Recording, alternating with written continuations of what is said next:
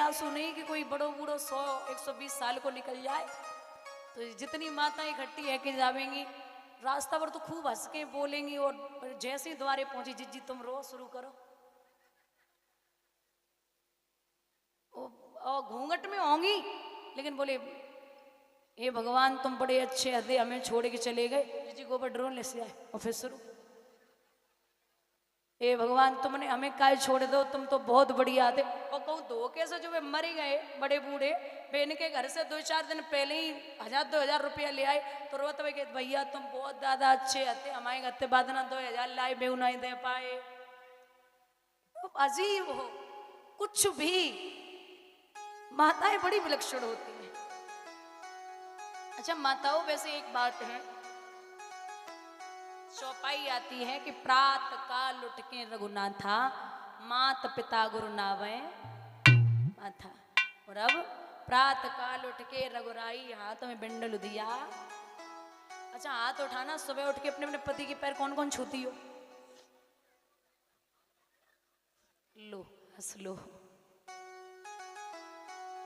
एक वाह मुड़ेना वाले हो, उद्धार हो गया। एक पतिव्रता काफी है मुड़ेना में। हाँ एक छू लेती तो सबके उद्धार हो ही गए। अब तो रिटायर्ड हो गए हैं तो क्या बात है। परीक्षित इधर उधर नहीं, इधर देखो सामने, मैं इधर हूं, हेलो मैं इधर हूं। छू लेती है सुबह सुबह नहीं? हे भगवान कितनी अच्छी सी स्मेल दे रहे, नहीं छूती? अच्छा एक बार आप ट्राई कर लो, सुबह सुबह छूती हो? अच्छा पक्का कल से छूना है, कंटिन्यू छू लिया करो। कितने भोले से है, सीधे से है ना।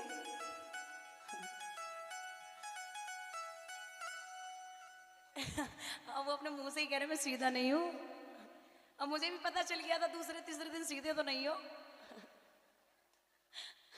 बड़ी वाली भाभी मोना भाभी क्लास लगा दी, खाना टाइम से नहीं मिल पाया व्यास जी को। मतलब भले ही वो बेचारी पूरा टाइम से ही करती है मेरे लिए, जो भी है टाइम से पहले ही तैयार हो जाता सब कुछ, टाइम से पहले खाना पीना नाश्ता पूरा ख्याल रखती टाइम से पहले।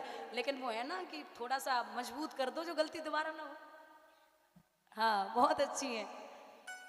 तो गुस्सा तो थोड़ी बहुत जायज है, गुस्सा थोड़ी बहुत। भैया तो ऐसे ऐसे वीर हुए कल, जो कथाएं होंगी सुबह की वेला में, और जो छोड़ेंगे ही नहीं आज। कालिया नांग व्याकुल है भगवान, बार बार एड़ियों का प्रहार कर रहे हैं उनके फनों पर। तो चारों नांगनियां सामने हैं और हाथ जोड़ के बोली है प्रभु ये हमारे पति जैसे भी हैं इनको माफ कर दो, मैं सामने खड़ी हूं। कि तामसी जीव हूं स्वामी और तुमको नमो नमामि।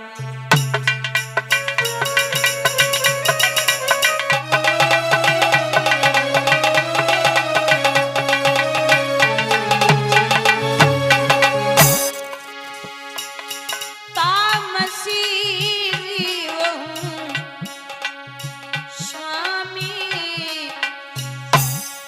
और तुमको नमो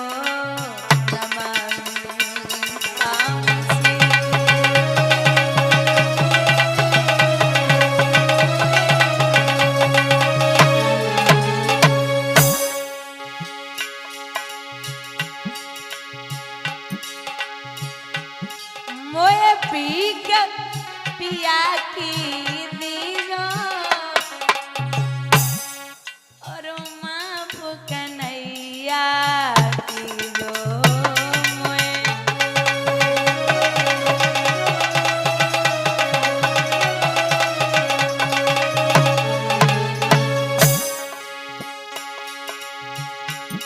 मोए पीक पिया की दीजो और माफ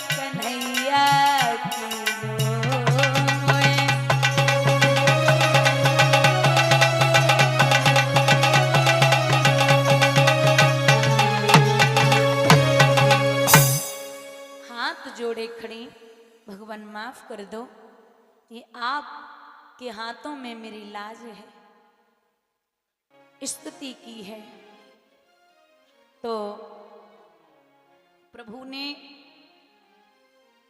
छोड़ दिया और कहा है कि काम करिए। क्या आप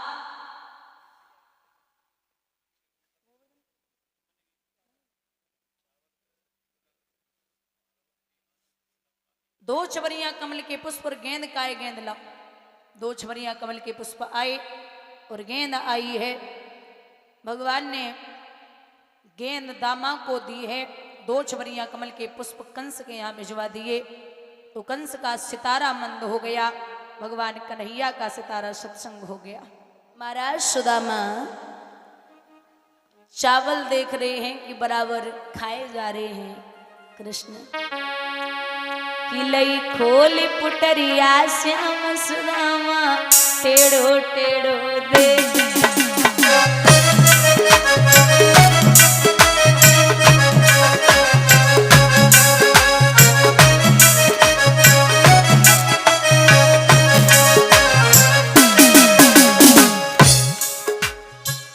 माताएं जो लेके भी आई हो चावल तो अपनी अपनी जगह पर बैठी रहें, तो खड़ा नहीं होना है किसी को भी। एक पात्र दो लोग लेके चले जाएं और बीच पंडाल से गुजरें, सभी माताएं उसी पात्र में चावल डालती जाएं।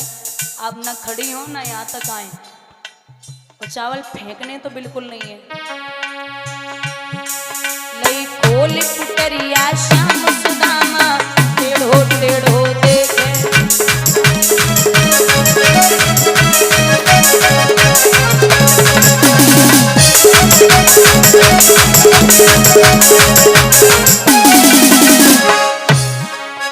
चावल जब कृष्ण निकाले ले अपने मुंह में डाले,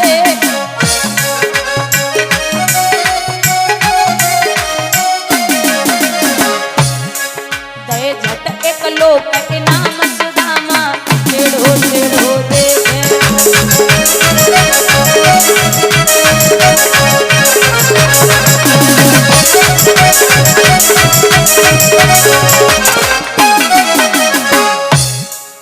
भरी लई दूसरी मुट्ठी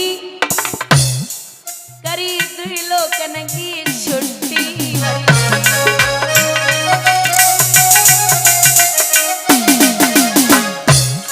मन लागा मन लागा मन लागा करे प्रणाम सुदामा टेढ़ो टेढ़ो देखे।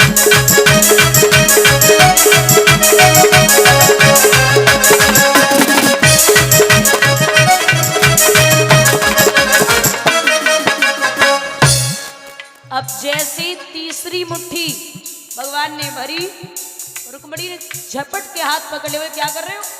दो मुट्ठी चावल खा गए कच्चे, तीसरी मुट्ठी अगर पेट में पहुंच गई तो पेट दर्द करेगा। इतने कच्चे चावल नुकसान करते, इतने नहीं खाने। भरी लई तीसरी मुट्ठी रुक्मणी ने पकड़ी लई मुट्ठी भरी।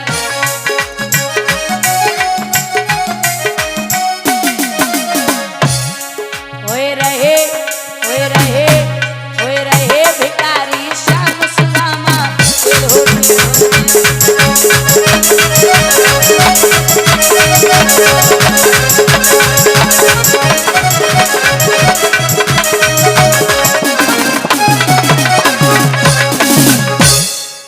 इस प्रकार से महाराज विप्र को दो लोक दिए। सुबह हुआ, भगवान बोले भैया भाभी घर पे इंतजार कर रही होंगी, आप जाओ। ठीक है, विदा किया। वैसे भी कुछ मांगने नहीं आए थे, किसी इच्छा से नहीं आए।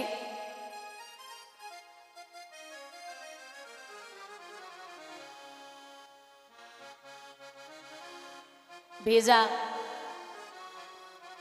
जैसी द्वारिका नगरी बनी है वैसी सुदामापुरी नाम रखा वैसी बनी है। पहरेदार दास दासियां नौकर चाकर हीरे मोती सोना चांदी सब हैं। सुशीला चटक चुंदरिया ओढ़ के पहुंची।